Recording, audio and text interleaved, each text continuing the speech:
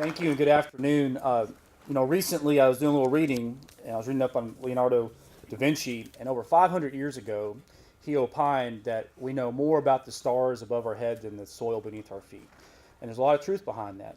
Even today, over a half millennium later, we're still learning about the soil beneath our feet, which holds the future for all of us. And so I'm so excited today to help celebrate the groundbreaking for the UK Forage and Grain Center for Excellence. This is a project that involved everybody, and that's how Kentucky agriculture works.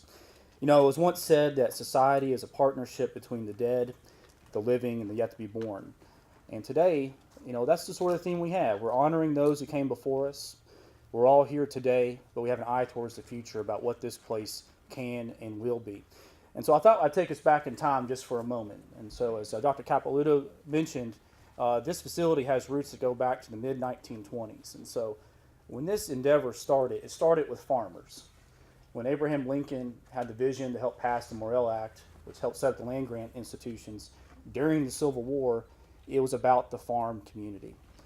In the 1920s, Calvin Coolidge was president. The Black Patch Tobacco Wars were still a recent memory for a lot of folks down here. Prohibition was in full swing, and a dozen eggs cost 32 cents.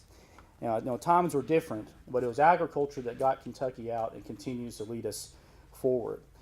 At the same time, corn yields in the United States were 35 bushels an acre. Wheat, 19 bushels an acre. And soybeans were a foreign crop yet to be planted in the United States. And so with that same sort of vision that we celebrate today, we don't know what will happen in the future. But I'm confident that with facilities like this, it gives us a strategic advantage. This is not just for Kentucky, this is for the whole region. And the research that's done here will be seen around the world. And one thing I like to remind folks as I travel is that Kentucky agriculture has a history of innovation. It was here in Kentucky just 4 years ago. We took an unlikely plant, a tobacco plant, genetically modified it, and created a vaccine to help people suffering from Ebola in West Africa. We saved people's lives here in Kentucky with Kentucky agriculture. During the Dust Bowl, President Roosevelt was tired of soil from Oklahoma landing on the White House. They took conservation practices that were already being implemented in Kentucky, because we're used to farming ground like this, sent Hugh Bennett to the Midwest and Panhandle and helped teach them how to keep the soil where it's supposed to stay, and that's on the ground. And of course, as Dr. Lee alluded to, it was farmers here in western Kentucky that got together and helped invent no-till corn planting, a planting practice that has been replicated around the world, a pro-conservation practice, one that saves inputs. And it was this center right here where we're standing that helped those farmers, particularly the Young family down in Christian County, perfect no-till corn planting on an Alice Chalmers corn planter. Let's make sure we get that into the record. And so today, I'd just like to announce two announcements.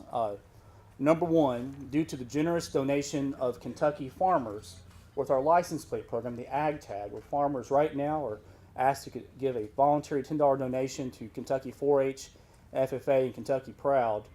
Due to those donations, the Kentucky Department of Agriculture would like to announce a $100,000 donation to this center to be matched. And legislators, these are not general fund dollars. We still have a budget to work on, but that money will be used for the match down here as well. And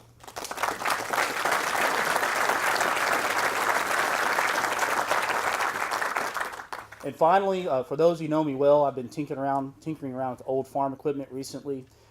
Next summer, we hope to have a restored Alice Chalmers corn planter to be presented for display at this facility. And for Dr. Capelluto, if you don't know your farm equipment this well, it was the best tractor company ever invented. Okay? I know our friends from Hudson and Wayne will agree with me, but it was so good they went bankrupt during the 80s because they had already gotten the job done. But today, I would like to thank our legislators, the Ag Development Board, and everybody in the ag community. In agriculture, we keep the politics out of ag because we're already 1% of the population. There's no need to divide ourselves. And so today, we'll continue that tradition by working together. And next year, we'll celebrate a ribbon cutting at this facility, and we'll see what the future holds. Thank you.